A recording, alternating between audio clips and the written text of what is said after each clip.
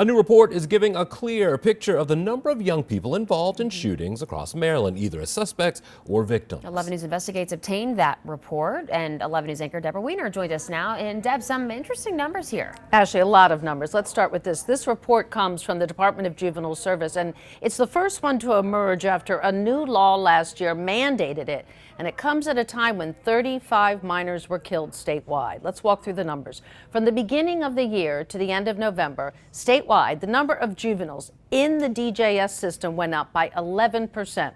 The number of young people in the system who were either shot or killed, that went down. 16 young people in the system, in the DJS system, were shooting victims who survived. That is down 25% from the year before.